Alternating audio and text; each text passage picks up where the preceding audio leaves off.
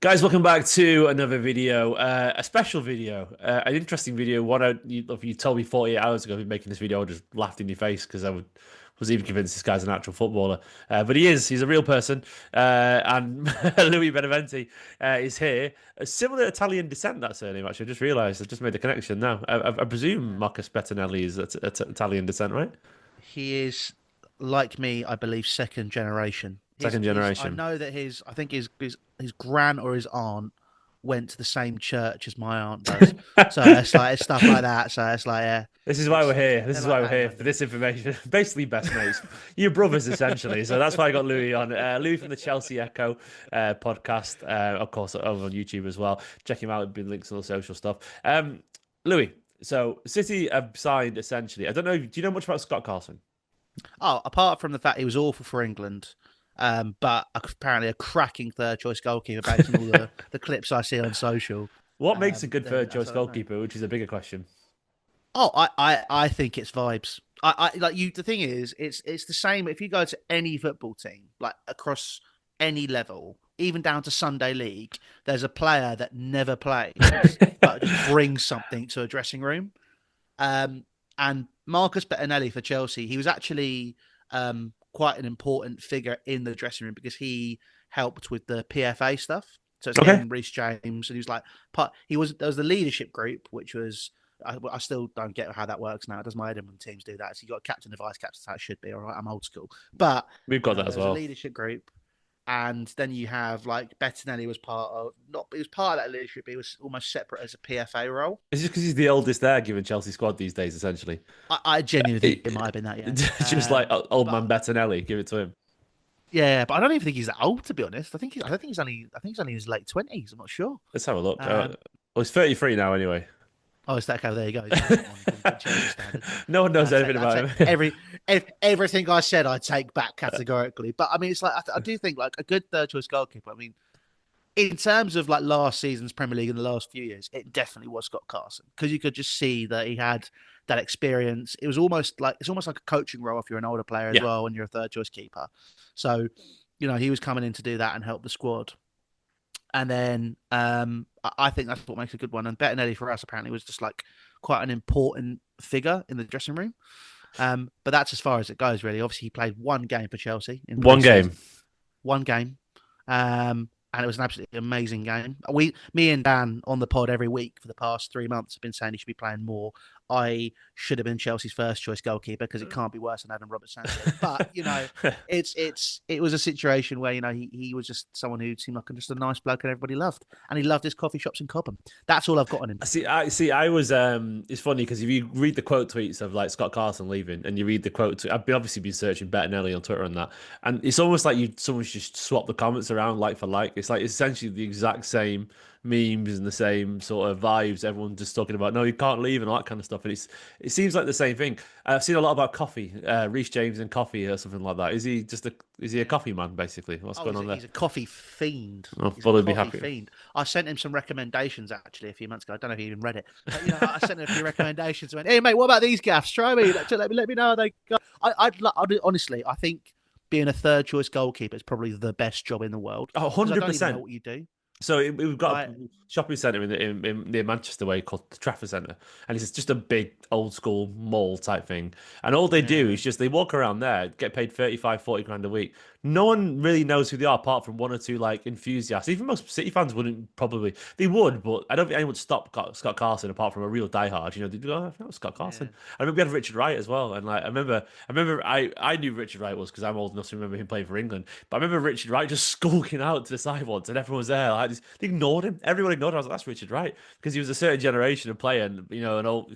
It's just like the best life in the world, isn't it? Getting paid loads of money to get paid to be really fit, travel the world, and that's it. Isn't it? That's literally it. You just use the best training facilities all day, play football, mess about, and get paid 30, 40 grand and then just go shopping, I guess. It's why do you think he's left for Chelsea, by the way? Why do you think by the way, we should probably talk about football a little bit. Like, do you know anything about him?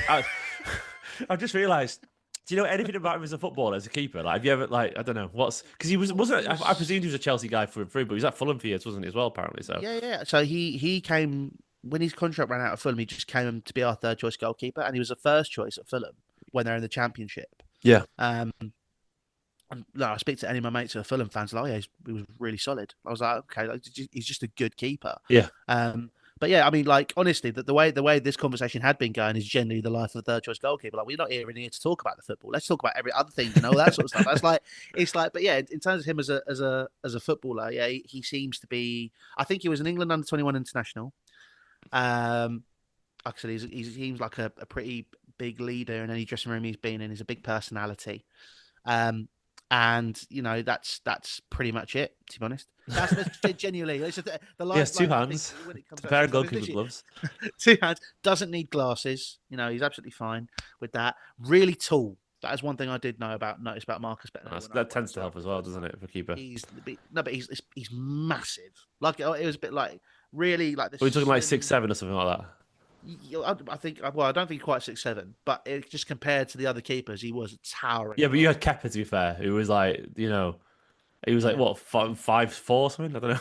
It felt like we referred to him as Poppadom hands, and I'm so glad Arsenal paid 5 million. We've been there, but we paid only 15 million for ours with Claudio Bravo. But you paid 70 million for a Claudio Bravo, which was absurd.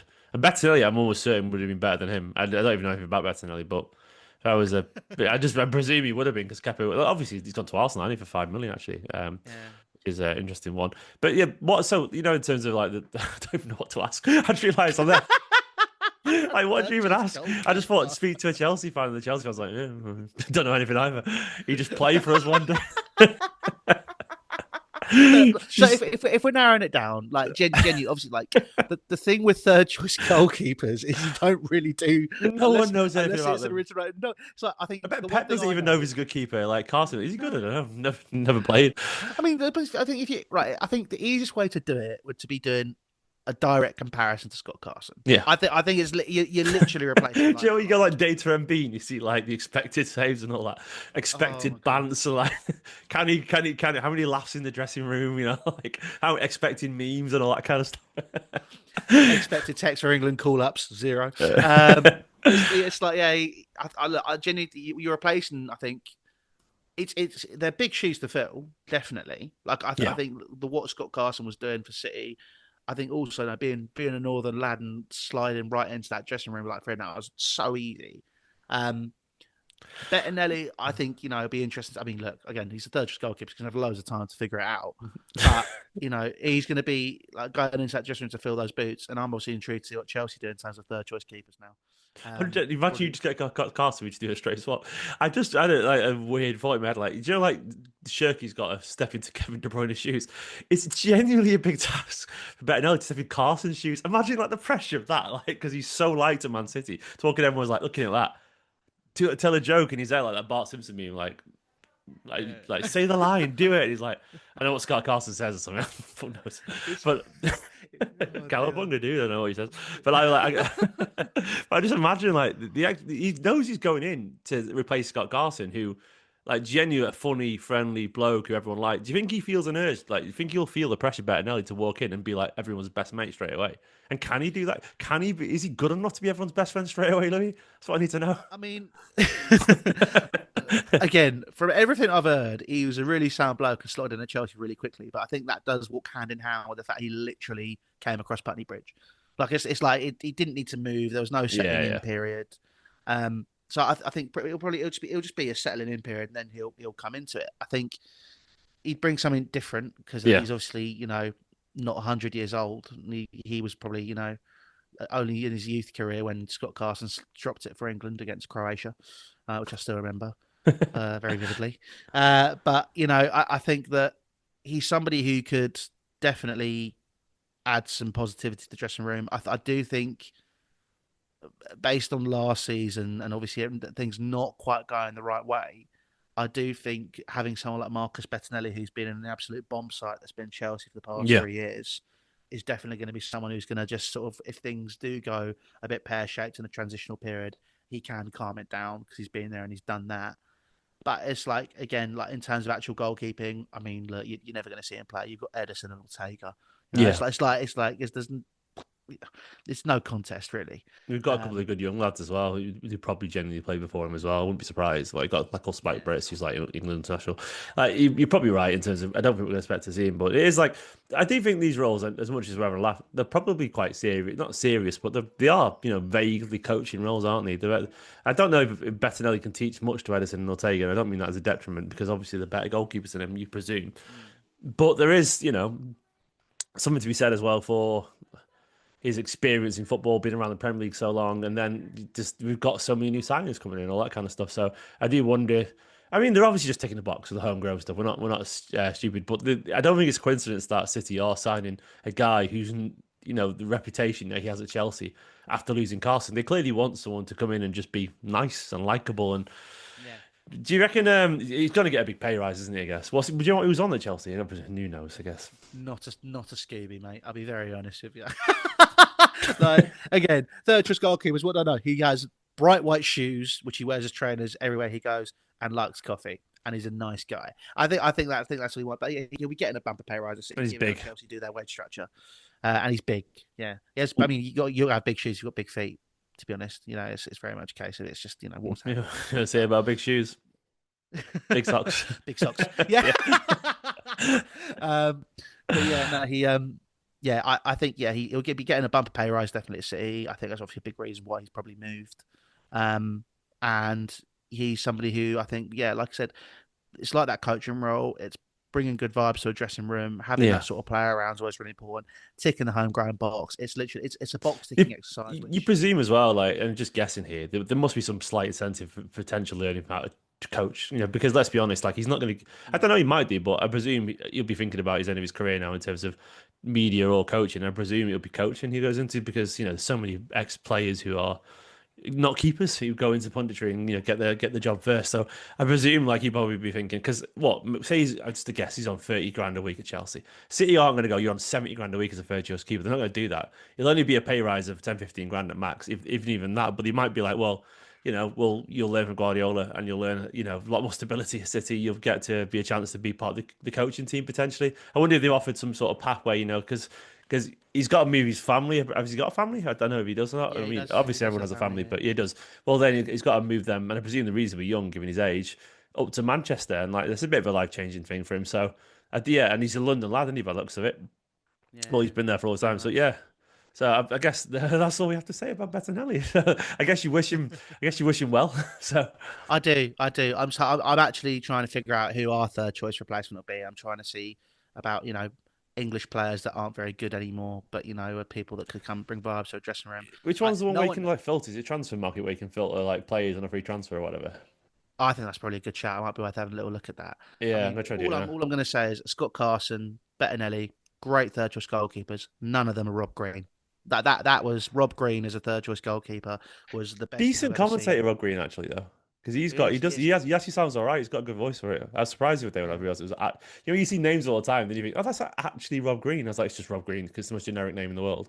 And I realized yeah, it's the ex-player Rob Green. He's actually pretty decent. Like there's a lad who's played for City, Michael Brown. Do you know? Remember him? He played for years ago. Mate, he played for like yeah. Tottenham and Sheffield United, and like I've met him a couple of times, but he's just got a good gig in the media. And I mean this in the most. You would never watch it, it's fine. But he was just the most middling midfielder ever, and it's just like when they get good media jobs and it's like fair play to them. Maybe Bettinelli's going for that. Just before we end this, mate, because I have nothing else to add really. Why are you trying to turn into Manchester City Football Club? Like, what's going on with all the CFG stuff? Because it's just Joe Shields, isn't it? Because obviously Yeah. Bitten's coming in. Is Bitten's going to happen? Gittins looks like Gittins, it's on Bittens, its Jesus, way. Dittins, whatever Gittins. his name is. Yeah, The slander name there, he Gittins. looks. It looks like he's going to be on his way. I think that it's just haggling over the transfer fee price. I don't think it's going to happen before the deadline for the Club World Cup, the first one. I think it's probably going to happen for the beginning of next season. But I think that looks like it's going to happen. I was actually having this conversation the other day with somebody because I don't get it because I think I appreciate that Manchester City have obviously been absolutely stellar at the top level. Yeah, But in terms of youth academies, Chelsea have the best youth academy in the world, or they had it at least, in terms of how it was run, the players that were coming through it. And now I feel like I'm intrigued going, okay, like there are players that were in our academy set up, which we've sold for a pittance, which were probably better in some cases than some of the players that we're looking at buying. And then they've brought in all the City Academy players, and I've been like, okay, well, evidently Chelsea just trying to get the City, It's DNA Joe Shields, through isn't it? I Chelsea. guess because obviously Yeah, he. I mean, look. I'd be amazed if Gittins is better than Hudson-Odoi. Like for example, yeah, that's my opinion anyway. I think he's obviously a very talented player, but his grass is always green on the other side, isn't it? And look, City have had won an awful lot as well. And the two best teams that you've leveled for the past several decades have been City and Chelsea. They've always been them yeah. banging heads in FA Cup youth finals, and Chelsea have got incredible records. City are sort of getting there as well now. But yeah, if I was a Chelsea fan, I'd be wondering why we're just signing all these other youth players when you've got the best, if not the best, one of the best, definitely in a handful in the world youth academies, and they're all coming from Cobham, so it's just yeah, strange. What's your expectations for the season, by the way? Because obviously, not the worst last season, given everything. I do think that given how Chelsea are sort of lining up in the transfer market currently, I think the one thing for me which I was quite impressed by the end of the season, because I was never a big fan of how we were playing our football, being very, Yeah, very honest. Um, I think Maresca standing his ground when he obviously hit the targets that were expected of him and basically, turning around and flicking the V's at everybody. Um, I respect that quite a lot. And I also respect that now he's used that to his advantage where other managers have been able to. yeah. They've gone in the transfer market and asked for serious signings. So, I mean, Mike Maignan, I think, will be a great signing if he comes in at Chelsea. Gittins, I think, is just a better option, Who if was that person? anything. Sorry, I didn't quite hear you. Mike Maignan, we're Mate, looking at oh, the AC the Milan keeper, the AC Milan goalkeeper. keeper. Yeah, Yeah, who's speaking of the? goalkeepers, There we go. Well, he's obviously and then Bettinelli's replacement. yeah, but we're looking at him, and then I think overall it's just very much going to be a case of you know should Chelsea get those signings, you and I can have a conversation in August. But I think if things go through and develop as I'm expecting them to, I think for me it's just a case of probably reinforcing Chelsea's status in the Champions League, but in quite an emphatic way would be a target. I think, Chelsea have actually never sort of hit those 80 points marks where they've been contending for a league to Yeah, the end until I think since 13-14 season. yeah. So Chelsea have always been thereabouts in the top four. Now it's just going, okay, well, actually, It's been let's a while, see if we hasn't can it? push on. It feels like, yeah, it Yeah, doesn't feel that long, but it has been. Louis, mate, thank you very much for joining me. no And of worries. course, guys, check out Louis' podcast, The Chelsea Echo. There'll be a link in the description. We've learned so much today about Marcus Bettinelli. I was actually, I forgot to say, I was reading his Wikipedia before, and I was giggling because it's got like it's got like genuinely like his interest, like a child, right at the end. Because they've got nothing on him at all. It's like, what does it say? Let me find it. Gone. It's like it says what he does in his spare time on his Wikipedia page. It's like he likes films and Netflix. Like, this is official. Where's it gone? Bettinelli enjoys playing golf, video games, and watching movies and shows on Netflix. There we go. That's his It's Wikipedia it's page. like, do you remember me with that kid that said he likes mashed potatoes and he put that on a little knocker? It's like, that's what it feels like. He's like internet. He's got yeah. I mean, there's nothing on. There's nothing on it. I mean, they're padding it out there. To be fair, at one point they more or less just list every game he played. He played in this game, then he played in that game. Uh, played for Dartford. Interesting. Oh my god. Accrington Stanley as well. Oh, Bettinelli. who are they? Yeah, welcome to Man City, Bettinelli. I won't be doing a signing video. This is as good as it gets, guys. If you're watching this, I don't think even Bettinelli could tell you what his style is anymore as a keeper because he's just not touched grass since 2021. That's mad in Yeah. out your life, by the way, as a keeper. Just not played any football since. No, I tell a lie. Was it 21? Was it 21 or 22? Oh no, it was 2022 in January. So since he last played a game in football. Yeah. There you go. He's just loving life at the minute. Louis, have a great day. Yeah. Thank you, You mate. too, mate. Go and get yourself a coffee or a Cobham coffee. Hey, guys, check out Louis' I will do. podcast, and I'll see you soon, mate. Thank you very much for coming on. Guys, subscribe if See you're you later, loving cheers. this kind of content. Give the video a like, and let me know what you make of our signings so far. Shirky, Reinders, Ait Nori, Marcus Bettinelli. Bye-bye.